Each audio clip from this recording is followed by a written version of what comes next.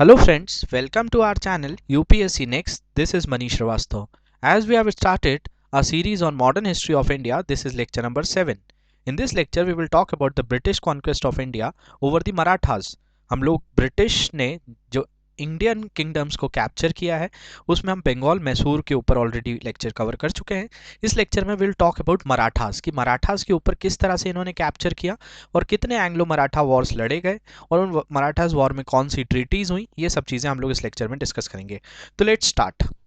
तो first thing अगर हम बात करें मराठास की, तो मराठास किंगडम जो थी वो बेसिकली अगर देखा जाए तो इंडिया में इतनी बड़े एरिया पर जो है इन्होंने रूल किया है आफ्टर मुगल्स। तो मुगल्स के बाद कोई एक बहुत बड़ा पावरफुल किंगडम अगर पिक्चर में आया तो दैट इज़ मराठास। तो मराठास के पास इतनी बड़ी जागीर हुआ करती थी और मराठास में बहुत सारे सरदार थे और वो सरदार जो थे उनमें आपको अलग अलग सरदार्स मिलेंगे, जैसे घटके हुआ करते थे। घटके के अलावा इसमें जो है भोसले हुआ करते थे, देश पांडे हुआ करते थे। ऐसे बहुत सारी छोटी छोटी जो है मराठा सरदार जो है इवॉल्व हुए थे और उन मराठा सरदार में से एक किंगडम इस्टेब्लिश की थी जिसको कहा जाता है भोसले। तो भोसले जो थे वो पावर में आए थे और उसमें शाहजी भोसले ने भोसले डायनेस्टी जो है वो इस्टेब्लिश की थी और शाहजी भोसले के ही बेटे थे जिनका नाम था शिवाजी। और शिवाजी से किंगडम स्टार्ट हुई है, काफ़ी प्रोमिनेंट हुई और शाहजी भोसले के बाद शिवाजी, शिवाजी के बाद शंभाजी, शंभाजी साहू जी, राजा राम, ताराबाई, ये सब जो है इम्पोर्टेंट जो मराठास के छत्रपति कहलाते हैं। लेकिन इसी में एक पोस्ट हुआ करती थी जिसको कहा जाता था पेशवा। और पेशवा जो है शिवाजी के रूल के टाइम पर एक प्रोमिनेंट रोल प्ले करने लगी थी और धीरे धीरे किंग वीक होने लगे थे, मतलब छत्रपति वाली जो पोस्ट थी वो वीक होने लगी और पेशवा जो है ज़्यादा स्ट्रांग हो गए थे। बालाजी विश्वनाथ जब थे 1713 में तो ये पोस्ट काफ़ी इंपॉर्टेंट हो गई थी और पोस्ट ऑफ पेशवा हेरिडिटरी भी बन गई थी। तो बालाजी विश्वनाथ के बाद उनके बेटे बाजीराव बने, बाजीराव के बाद बाजीराव सेकंड, इस तरह से अभी मैं आपको इनकी हायरार्की बताऊंगा। और इन्होंने जो है लार्ज एरिया अपने अंडर सबऑर्डिनेट बना लिया था और उसके बाद पेशवा में ही अलग अलग तरह से पार्टीशन हुआ और ये मराठा किंगडम अलग अलग पार्ट्स में डिवाइड हो गई, जिसमें सिंधिया ग्वालियर से रूल कर रहे थे, होलकर इंदौर से, गायकवाड़ बड़ौदा से, भोसले नागपुर से और पेशवा पुणे से। तो इन किंगडम्स पर इन्होंने रूल किया था। तो हमारे लिए जो है यही चीज़ जानने की ज़रूरी है कि किस तरीके से ये वॉर लड़े गए हैं। तो इसमें आपको बस मराठास के ऊपर वैसे ऑलरेडी हम मिडाइवल में सभी चीज़ें कवर कर चुके हैं। यहाँ पे हम लोग 3 एंग्लो मराठा वॉर पढ़ेंगे।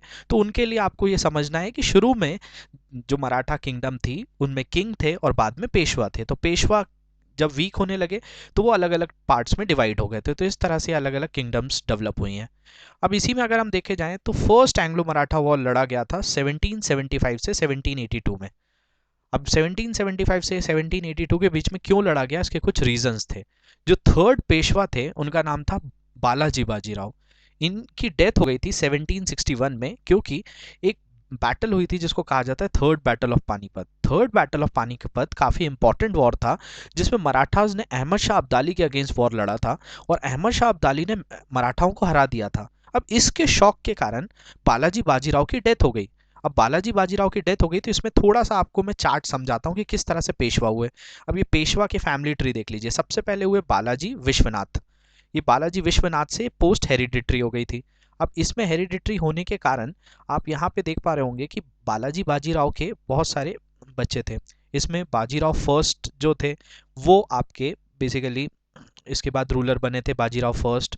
और यही आपने एक मूवी भी देखी होगी बाजीराव मस्तानी, तो इन्हीं की एक वाइफ थी मस्तानी थी और इन्हीं से एक शमशेर बहादुर करके एक सन हुए थे और उनसे ही अली बहादुर थे। तो एक ट्री तो ये हो गया इनकी फैमिली का। सेकेंड, बालाजी विश्वनाथ में जो बाजीराव फर्स्ट थे उनकी एक और वाइफ थी जिनका नाम था काशीबाई। और ये काशीबाई से ही जो है इंपॉर्टेंट रूलर्स निकले थे जिनमें थे आपके बालाजी बाजीराव और रघुनाथ राव। ये रघुनाथ राव जो है इन्हीं के कारण फर्स्ट बैटल ऑफ जो आपका फर्स्ट एंग्लो मराठा वॉर हुआ है इसमें रघुनाथ राव का बहुत बड़ा रोल है। अभी आएगा उनका रोल, मैं अभी उनको समझाऊंगा कि रघुनाथ राव के कारण ही जो है फर्स्ट एंग्लो मराठा वॉर लड़ा गया।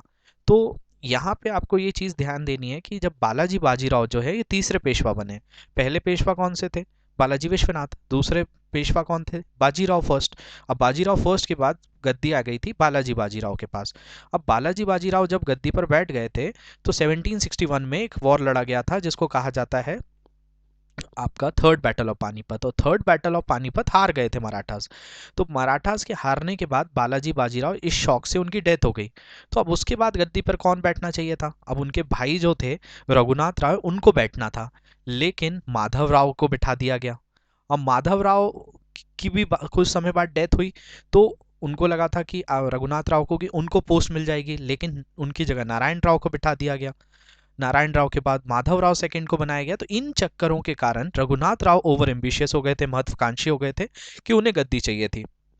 इसलिए वो जाकर इंग्लिश के साथ मिल गए, ब्रिटिश के साथ मिल गए, और ब्रिटिशर्स के साथ उन्होंने कुछ ट्रीटी साइन की थी, जिसमें सेलसेट और बसीन उनको दे दिया था। वो अभी हम लोग आगे पढ़ेंगे। तो उसी के कारण एंग्लो मराठा वॉर हुआ है। तो आपको यहाँ से समझना है कि ये बालाजी बाजीराव जो है, इनकी डेथ हुई थी 1761 में due to the shock of defeat in the battle of Panipat. और बैटल ऑफ पानीपत के कारण ये गद्दी जो है बालाजी बाजीराव की डेथ के बाद माधव राव को दे दी गई, और वहीं से जो है ये सब चीज़ें स्टार्ट हो गई। तो उनको देखते हैं हम लोग। तो यहाँ पे आपने समझा कि जो थर्ड बैटल ऑफ पानीपत था उसमें डेथ हो गई थी किसकी? पेशवा बालाजी बाजीराव के, जो कि थर्ड पेशवा थे। और इनके ही बेटे माधव राव ने इनको सक्सीड कर लिया था। Madhav Rao one was able to recover some of the Maratha power and territory which they had lost in the battle of Panipat. तो इन्होंने कुछ जो टेरिटरी मराठा हार गए थे थर्ड बैटल ऑफ पानीपत में, उसको वापस से रिकवर किया था। अब इंग्लिश जो थे इससे अवेयर थे कि मराठा पावर वापस से ग्रो हो रही है, क्योंकि बाजीराव जो फर्स्ट थे उन्होंने एक भी बैटल नहीं हारी थी और काफ़ी इंपॉर्टेंट रूलर हुआ करते थे। तो उन्होंने मराठास का जो था एक प्रोमिनेंसी वहाँ पे स्टैब्लिश कर दी थी। अब इसके बाद जब माधवराव फर्स्ट की डेथ हुई, तो वहाँ पे एक टसल स्टार्ट हुआ for the power in the Maratha camp, कि कौन राजा बनेगा, कौन जो है पावर में आएगा। तो जो इनके ब्रदर थे नारायण राव, वो जो है पेशवा बन गए थे, लेकिन बनना चाहिए था रघुनाथ राव को, क्योंकि वो अंकल थे। मतलब भतीजा जो है वो राजा बन रहा है और चाचा नहीं बन पा रहे हैं, तो उनके अंदर एक तरह से आक्रोश पैदा हो गया। तो जो नारायण राव थे वो पेशवा बने और इनके अंकल रघुनाथ राव अनसेटिस्फाई रहे। जो इसमें आप देख रहे होंगे कि नारायण राव को जो है गद्दी मिल गई थी, लेकिन आपका रघुनाथ राव जो थे उनको गद्दी नहीं मिली। तो यहाँ से ही ये पावर का जो कि गद्दी किसके हाथ में आएगी, कुर्सी किसके हाथ में आएगी, यहीं से जंग शुरू हो गई। तो यहाँ पे for this he sought the help of English. तो रघुनाथ राव किसके पास चले गए? अंग्रेजों के पास चले गए मदद मांगने, और उनके साथ एक ट्रीटी कर ली, संधि कर ली 1775 में, जिसको कहा जाता है Raghunath Rao ceded Salsette and Bassein to the English and in return he was given 2500 soldiers. मतलब इन्होंने सेलसेट और बसीन की जो जागीर थी, ये सेलसेट और बसीन बॉम्बे टेरिटरी में आती थी, बॉम्बे स्टेट में आती थी। तो ये बॉम्बे के कुछ पार्ट अंग्रेजों को दे दिए इन्होंने कि ये मराठास की जागीर है, और उसके बदले में उन्होंने 2500 सोल्जर्स दे दिए। अब British and army of Raghunath Rao attacked Peshwa and won. अब बेसिकली इन्होंने क्या किया, नारायण राव के ऊपर ही अटैक कर दिया, क्योंकि इनको मदद मिल गई थी किससे? ब्रिटिश से। तो ब्रिटिश से मदद मिलने पर इन्हें पेशवा के ऊपर अटैक कर दिया। अब पेशवा कौन थे उस समय? उस समय पेशवा थे नारायण राव। अब नारायण राव के ऊपर ही अटैक कर दिया। तो हुआ ये कि British Calcutta council under Warren Hastings annulled this treaty and a new treaty, treaty of Purandar was signed in 1776 between the Calcutta council and Nana Phadnis a Maratha minister. अब यहाँ पे देखिए क्या हुआ कि जब रघुनाथ राव ने मराठा को हरा दिया, तो जो ब्रिटिश की कैलकाटा काउंसिल थी, अब यहाँ पे आप देखेंगे कि इन्होंने जो ट्रीटी ऑफ सूरत हुई थी, ट्रीटी ऑफ सूरत में आप देख रहे होंगे कि इनको क्या मिला था, रघुनाथ राव ने इनको सेलसेट और बसीन दे दिया था इंग्लिश को, और उसके बदले उनको 2500 सोल्जर दिए गए थे। अब सेलसेट और बसीन जो थे ये बॉम्बे टेरिटरी के थे, लेकिन जो पावरफुल एम्पायर था 1775 तक, ब्रिटिश प्रोमिनेंसी जो थी वो बंगाल में ज़्यादा हुआ करती थी। तो बंगाल के अंदर क्या हुआ, जो ब्रिटिश कैलकाटा काउंसिल थी, वॉरेन हेस्टिंग जो थे उस टाइम 1773 में, ये वॉरेन हेस्टिंग गवर्नर जनरल बन गए थे। उन्होंने एक और ट्रीटी साइन की, जिसको एक ट्रीटी की जिसको कहते हैं ट्रीटी ऑफ पुरंदर। ये साइन हुआ था 1776 में, और ये साइन हुआ किसके बीच में? कैलकाटा काउंसिल और नाना फडनिस। ये नाना फडनविस जो थे ये मराठाओं के मंत्री थे। अब इसके accordingly Raghunath Rao was given a pension only and Salsette was retained by the British. अब इसके इस ट्रीटी में ये हुआ कि रघुनाथ राव को सिर्फ पेंशन देना स्टार्ट हो गए, और सेलसेट जो था वो ब्रिटिश के पास ही रह गया। But the British establishment at Bombay violated this treaty and sheltered Raghunath Rao. लेकिन यहाँ पे क्या हुआ कि जो कैलकाटा में थे लोग, उनको लग रहा था हमारे पास ज़्यादा पावर है, लेकिन जो बॉम्बे में ब्रिटिशर्स थे उन्होंने रघुनाथ राव को क्या किया, ये ट्रीटी से वायलेट कर दिया। मतलब ब्रिटिश ने अपने ही जो उनका पावरफुल जो कैलकाटा से जो ट्रीटी हुई थी उसको नहीं माना। British establishment at Bombay violated this treaty and sheltered Raghunath Rao. अब उन्होंने रघुनाथ राव को शेल्टर दे दिया और इस ट्रीटी को नहीं माना। तो in 1777 Nana Phadnis went against his treaty with Calcutta council and granted a port on the west coast to the French.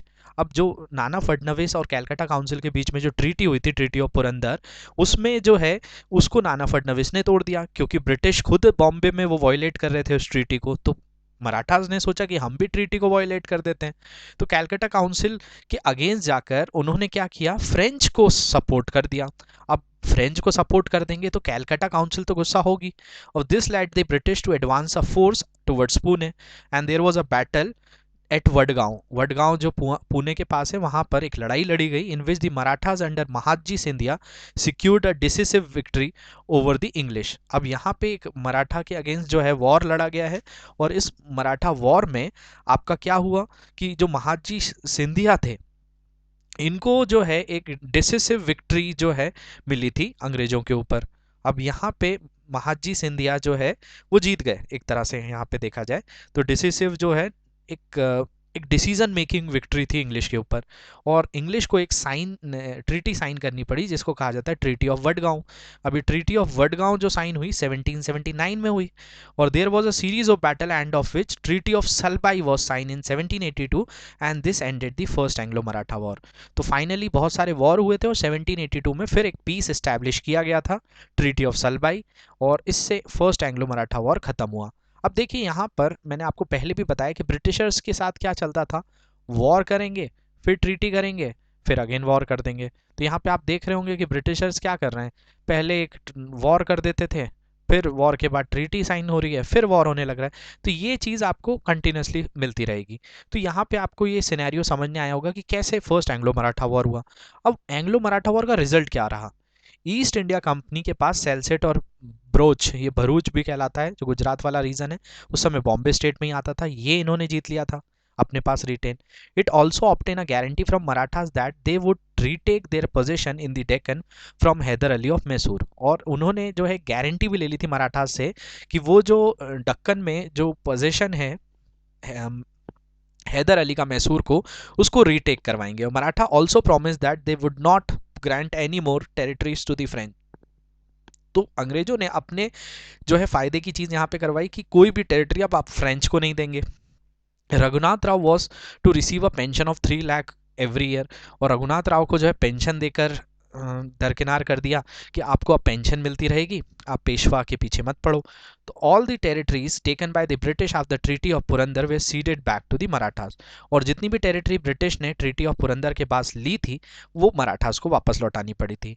इसके अलावा English accepted Madhav Rao second son of Narayan Rao as the Peshwa. और इंग्लिश ने माधव राव सेकंड को जो है जो सन थे नारायण राव के, उनको एज अ पेशवा जो है वो मान लिया था।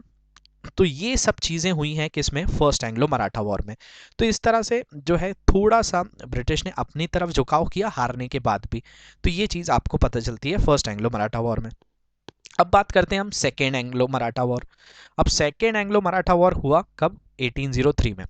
अब इसमें आपको एक चीज़ दिख रही होगी कि यहाँ से जो था गारंटी दी थी मराठा ने कि वो क्या करेंगे, डेक्कन में हैदर अली जो मैसूर का राजा था उसके ऊपर अटैक करेंगे तो वो मदद करेंगे। अब मैंने मैसूर वाले लेक्चर में आपको बताया था कि कैसे 4 वॉर लड़े गए थे, मराठास ने भी सपोर्ट किया था। तो वो उसी के कारण किया गया था क्योंकि वो भी बंधे हुए थे ट्रीटी में। अब इसी के बाद क्या हुआ कि जब 1803 में ये वॉर लड़ा गया, सेकेंड एंग्लो मराठा वॉर, और 1799 तक चारों एंग्लो मैसूर वॉर खत्म हो गए थे। ये मैं ऑलरेडी पढ़ा चुका हूँ, 1799 में टीपू सुल्तान की डेथ हो गई थी। तो after Tipu Sultan Mysore was captured by British in 1799, Marathas were the only major Indian power left outside British dominion. अब ब्रिटिशर्स ने पहले तो चालाकी के साथ क्या किया, मराठा उसके अपने साथ जोड़ लिया कि हम मैसूर को जीतने में आपकी मदद लेंगे। लेकिन जब मैसूर जीत लिया तो मराठा ही उनके रास्ते का एक कांटा बचा हुआ था जो कि ब्रिटिश डोमिनेशन को रोक रहा था। तो at that time Maratha confederacy consisted of 5 major chief. जैसा मैंने आपको बताया कि मराठा 5 भाग में बटे हुए थे। अब पेशवा जो थे वो पुणे में थे, गायकेवाड़ बड़ौदा में थे, होलकर इंदौर में थे, सिंधिया ग्वालियर में थे और भोसले नागपुर में थे। तो उस समय तक ये 5 कॉन्फेडरेसी हो चुकी थी और there were internal squabbles among themselves, और ये आपस में भी लड़ते रहते थे क्योंकि मराठास के पास जो है बोला जाए कि जो जब बंटवारा हो गया तो सब अपने अपने आप को जो है एक सही साबित करना और अपने आप को पावरफुल बनाने में लगे रहते थे। अब बाजीराव सेकंड का जो सन था Raghunath Rao was installed as the Peshwa of the after the death of Madhavrao second. अब जब माधवराव सेकंड की डेथ हुई तो जो बाजीराव सेकंड का ही बेटा था रघुनाथ राव, जिसने ही फर्स्ट एंग्लो मराठा वॉर में बहुत बड़ा रोल प्ले किया था, उसको गद्दी पर बैठा दिया गया। अब एक लड़ाई लड़ी गई थी इन दी बैटल ऑफ पूना 1802 में, 1802 में। अब इसमें क्या हुआ, होलकरों ने, जो चीफ थे होलकर के, Yashwant Rao, Maharaja Yashwant Rao Holkar, chief of Holkar of Indore, defeated the Peshwa and Scindia. अब इन्होंने मराठा को ही हरा दिया, होलकरों ने पेशवा और सिंधिया को हरा दिया, तो ये मराठा ही आपस में लड़ रहे थे। तो यहाँ पे ये काफ़ी इंपॉर्टेंट वॉर हुआ 1802 में, जिसमें यशवंत राव होलकर, जो कि होलकरों के सरदार थे, जो कि इंदौर टेरिटरी से रूल करते थे, उन्होंने पेशवा और सिंधिया को हरा दिया। पेशवा कहाँ से रूल कर रहे थे, पुणे से, और सिंधिया ग्वालियर से। तो अब इसके बाद क्या हुआ कि Bajirao second sought British protection and sign the treaty of Bassein with them. तो यहाँ पे एक चीज हुई कि जो बाजीराव सेकंड थे, बाजीराव सेकंड ने क्या किया, ब्रिटिश से प्रोटेक्शन लिया और एक साइन करी ट्रीटी ऑफ बसीन। अब इस ट्रीटी के हिसाब से ही ceded territory to the basis and agreed to the maintenance of British troops there. अब यहाँ पे एक बहुत ही अलग चीज़ हो गई कि बाजीराव सेकंड किसके पास चले गए, सीधे मदद मांगने ब्रिटिश के पास चले गए और कहा कि हम ट्रीटी ऑफ बसीन आपके साथ करते हैं और इस ट्रीटी के हिसाब से हम आपको टेरिटरी दे देते हैं ब्रिटिश को, और ब्रिटिश ट्रूप्स को वहाँ पर अलाउ कर देते हैं। मतलब कि अब मराठा ही एक दूसरे पर लड़ाइयाँ लड़ रहे थे, मतलब अटैक कर रहे थे, तो इन्होंने सब्सिडरी अलायंस साइन कर लिया। सब्सिडरी अलायंस का मतलब होता है कि हम अपनी सेना नहीं रखेंगे, हम ब्रिटिश की सेना को यूज़ करेंगे और उसके बदले में उनको पैसा देंगे। तो अब इससे सभी लोग, जैसे कि जिसके पास खुद की आर्मी होती है, वो कभी भी दूसरे की आर्मी रखना नहीं चाहता, क्योंकि अगर दूसरे की आर्मी रखेंगे तो हमारे जो है एक तरह से हैंडीकैप हो जाएगा कोई भी। तो इंटरनल कॉन्फ्लिक्ट जो थे वहाँ पे होने लगे थे, और पेशवा बाजीराव सेकंड जो थे उन्होंने बेसिकली यहाँ पे देखा कि महाराजा यशवंत राव होलकर ने तो अटैक ही कर दिया है, तो इसलिए ये ब्रिटिश के पास गए और कहा कि आप हमें अपनी सेना दे दो, जिसको सब्सिडरी अलायंस एक पॉलिसी होती है, वो मांग ली। अब इससे जो सिंधिया और भोसले थे उन्होंने एक्सेप्ट नहीं करी ट्रीटी, और this cause the second Anglo Maratha war in central India in 1803। Holkar also join the battle against the English at a later stage. होलकरों ने भी बाद में इसको ज्वाइन कर लिया था लेटर स्टेज में। अब इससे हुआ क्या, all the Maratha force way defeated by the British in this battle. अब मराठा जितने भी थे सबको हरा दिया ब्रिटिश ने। अब सिंधियाओं ने एक साइन करी ट्रीटी, अब सबसे ब्रिटिश ने अलग अलग ट्रीटी साइन कराई। अब इसमें सिंधियाओं से ट्रीटी हुई, ट्रीटी ऑफ सुरजी अंजनगांव, ये 1803 में, और इसमें कहा गया कि British got the territory of Rohtak, Ganga Yamuna Doab, Gurgaon, Delhi Agra region, Broach और some district in Gujarat, part of Bundelkhand और अहमदनगर फोर्ट, इन सब पे कब्जा कर लिया ब्रिटिश ने। दूसरा, भोसले के साथ ट्रीटी साइन करी, ट्रीटी ऑफ देवगांव 1803 में, जिसमें इंग्लिश ने एक्वायर कर लिया कटक, बालासोर और area west of Wardha river, मतलब उड़ीसा वाले रीजन पे। होलकरों के साथ ट्रीटी ऑफ राजघाट हुई, और इसके साथ जो है इन्होंने टोंक, बूंदी और रामपुरा, ये राजस्थान वाले रीजन को एक्वायर कर लिया। As a result the war large part of central India came under British control. अब सेकेंड एंग्लो मराठा वॉर के बाद गए थे वो आपस में ही लड़ रहे थे और मदद लेने चले गए ब्रिटिश के पास, पेशवा बाजीराव सेकंड, और वहीं से चीज़ें बदल गई। अब पेशवा बाजीराव को अगर मैं आपको उसमें बताऊं तो आपको यहाँ पे दिख रहे होंगे पेशवा बाजीराव सेकंड। ये पेशवा बाजीराव सेकंड ने, ये इन्होंने जो है ये ट्रीटी ऑफ बसीन साइन की थी, और यहाँ से हो गया आपका कौन सा, सेकेंड एंग्लो मराठा वॉर, और आधा से ज़्यादा इंडिया जो सेंट्रल इंडिया था वो किसके पास चला गया, ब्रिटिशर्स के पास चला गया। तो आपको समझ में आ रहा होगा कैसे एक एक टेरिटरी छिनती जा रही थी। अब इसके बाद हुआ थर्ड एंग्लो मराठा वॉर। अब थर्ड एंग्लो मराठा वॉर हुआ है 1817-18 में। अब after second Anglo Maratha war the Marathas made one last attempt to rebuild their old prestige. अब जब सेकेंड एंग्लो मराठा वॉर खत्म हो गया उसके बाद मराठा ने फिर एक बार प्रयास किया कि वो अपनी पुरानी विरासत हासिल कर लें। तो they wanted to retake all their old position from the English. अब उसके लिए उनको क्या चाहिए था, उनको चाहिए थी अपनी सारी टेरिटरी। अब there were also unhappy with the British resident interference in internal matters. अब ब्रिटिश इतने हावी हो गए थे कि वो इनके इंटरनल मैटर्स में भी जो है हस्तक्षेप करने लगे थे। अब chief reason for this was the British conflict with the Pindaris. अब ये जो वॉर हुआ इसमें एक बहुत बड़ा रोल रहा पिंडारियों का, क्योंकि British suspect were they being protected by the Marathas. अब देखिए मराठास के पास खुद की कोई आर्मी नहीं हुआ करती थी, उनके लिए जो लड़ाई लड़ते थे वो पिंडारी लड़ते थे। अब यही चीज़ जो है ब्रिटिश को खटकी थी, क्योंकि ब्रिटिश के कॉन्फ्लिक्ट हो गए थे पिंडारियों के साथ, whom the British suspected were protected by the Marathas। और मराठा ब्रिटिश को लगता था कि मराठा इनको प्रोटेक्ट कर रहे हैं। तो मराठा चीफ जो पेशवा बाजीराव सेकंड थे और मल्हार राव होलकर और Madhav ji second Scindia forge a united front against the English. अब जो मराठा चीफ पेशवा बाजीराव, मल्हार राव होलकर और माधव जी भोसले, इन्होंने क्या किया, इंग्लिश के अगेंस्ट एक वॉर लड़ना स्टार्ट कर दिया। अब दौलत राव शिंदे जो थे फोर्थ मेजर मराठा चीफ थे, उन्होंने प्रेशर किया था diplomatically to stay away, but the victory British victory was swift. लेकिन इसमें क्या हुआ, ये लड़े तो, लेकिन ब्रिटिश ने इनको आसानी से हरा दिया। उसके बाद इनको फिर ट्रीटी साइन करनी पड़ी। इसमें हुई ट्रीटी ऑफ ग्वालियर जो कि 1817 में हुई between Shinde and the British. तो ये सिंधिया और शिंदे एक ही थे, वो ब्रिटिशर शिंदे को सिंधिया बोलते थे, तो प्रोनाउंसिएशन के कारण वो सिंधिया डायनेस्टी हो गई। Even though he had not been involved in the war, लेकिन तो भी इनको एक ये ट्रीटी साइन करनी पड़ी थी। और as per this treaty Shinde gave up Rajasthan to the British, और इसमें राजस्थान के जितने भी पार्ट्स थे वो ब्रिटिश को दे दिए गए। Raja of Rajputana remain the princely state till 1947 after accepting British sovereignty. और इसमें जो राजा थे राजपूत के वो जो है प्रिंसली स्टेट बनते रहे। इसके अलावा एक ट्रीटी ऑफ मंदसौर साइन हुई ब्रिटिश और होलकर चीफ में 1818 में, और an infant was placed on the throne under British guardianship. और जो एक इन्फेंट था, एक छोटा सा बच्चा था इन्फेंट, उसको गद्दी पर बिठा दिया गया ब्रिटिश गार्जियनशिप के लिए। थर्ड अगर हम बात करें, Peshwa surrendered in 1818 and he was the throne and pension off to small state in Bithoor near Kanpur. जो नाना साहेब थे वो पेशवा थे, उन्हें भी सरेंडर करना पड़ा 1818 में, उनको भी गद्दी से हटा दिया और पेंशन देकर जो है बिठूर कानपुर के पास भेज दिया था। तो most part of the territory become part of Bombay presidency, और जितने भी टेरिटरी ब्रिटिश ने जीती वो सब किसके पास चली गई, ब्रिटिशर्स के पास चली गई और बॉम्बे प्रेसिडेंसी का पार्ट हो गया। His adopted son Nana Sahib become one of the leaders of the revolt of 1857 at Kanpur. और जो पेशवा के ही बेटे जो नाना साहेब थे उनको जो है गद्दी पर बिठा दिया गया था। एडॉप्टेड सन को, जो कि एडॉप्टेड सन थे नाना साहेब, वो एक लीडर बने थे 1857 के रिवोल्ट में कानपुर से। तो अभी हम लोग 1857 का रिवोल्ट पढ़ेंगे तब आपको वो भी चीज़ें समझ में आएंगी, ये चीज़ें वहाँ पे कनेक्ट होंगी। तो नाना साहेब ने क्यों लड़ा वॉर, कि ये जो ब्रिटिश ने पेंशन देना स्टार्ट कर दी थी, बाद में पेंशन भी बंद कर दी थी, तो वो भी एक बहुत बड़े रीजंस थे। तो 1857 रिवोल्ट के बहुत सारे रीजंस हैं, तो वो मैं आपको जब पढ़ाऊंगा तब आपको समझा दूंगा। तो यहाँ से आपको रिजल्ट देखने की क्या हुआ, तो territory annex from the Pindaris become the central province under British India, तो ये रिजल्ट रहा। Second, this war led to the end of Maratha empire, इसके साथ ही मराठा साम्राज्य पूरी तरह से खत्म हो गया, all the Marathas power surrendered कर दिया ब्रिटिश से। An obscure descendant of Chhatrapati Shivaji, अब ये पेशवा जो थे वो पावर में आ गए थे, लेकिन इन वॉर के बाद जो छत्रपति शिवाजी के ही वंशज जो थे उनको जो है सेरेमोनियल हेड बना दिया गया मराठा कॉन्फेडरेसी का सतारा में। और this was one of the last major wars fought and won by the British. इसके बाद ब्रिटिश ने पूरी तरह से पैरामाउंसी स्थापित कर दी थी। पैरामाउंसी मतलब होती है अनचैलेंजेबल पावर बन गए थे।